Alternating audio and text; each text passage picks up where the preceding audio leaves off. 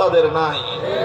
হে মুসলমান ইমানদার, আল্লাহর কসম খেয়ে বলি, আল্লাহর কোরআনের মধ্যে আল্লাহ পাক ইমানদারদের জন্য যেই শক্তির সন্ধান দিয়েছেন, আজ মুসলমানেরা ইমানদারেরা সেই শক্তির কথা ভুলে গিয়ে দুনিয়ার কাফের মুশরিক বেঈমান ছাগলের জাতের শিঙের গুতা খেয়ে কান্নাকাটি করে আর দোয়া করে যে আল্লাহ এই ইহুদি খ্রিস্টান বেঈমান বেদিন এই ছাগলের দলের মতো আমাদের বাঘের মাথায় তুমি শিং গজাও।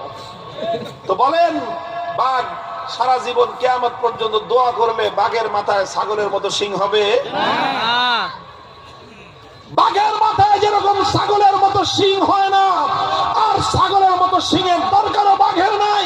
আল্লাহ পাক বাঘকে যেই শক্তি দিয়ে সৃষ্টি করেছেন, বাঘ যদি সেই শক্তি নিয়ে একবার মাঠে দাঁড়িয়ে যায়, ছাগলের দল মাঠে দাঁড়াবার কোশ্চিন গেল হিম্মত এবং সাহস পাবে না।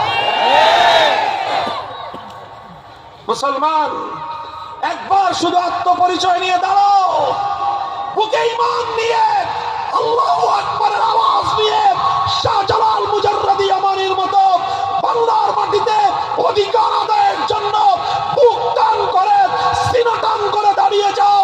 গৌর গোবিন্দের প্রেতাত্মারা বাংলার মাটিতে মাথা উঁচু করে দাঁড়াবার সাহস পাবে না।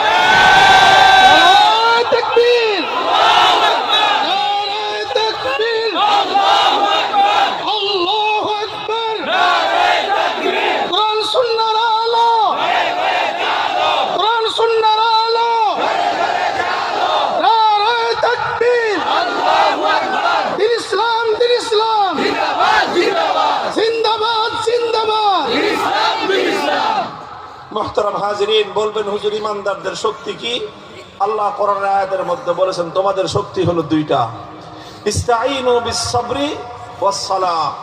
তোমরা দুই জিনিসের মাধ্যমে আল্লাহর গায়েবী শক্তি তোমরা নিজেদের পক্ষে ব্যবহার করতে পারবা। কার শক্তি বলেন, কার শক্তি? আল্লাহর গায়েবী শক্তি যদি কারো পক্ষে থাকে, দুনিয়ার কোন শক্তি তার সামনে টিকতে পারে? বলেন, টিকতে পারে?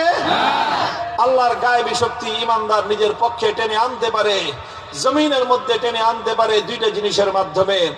একটার কথা আল্লাহর কোরআন বলেছে আস-সাবর, আরেকটার কথা আল্লাহর কোরআন বলেছে আস-সালাহ।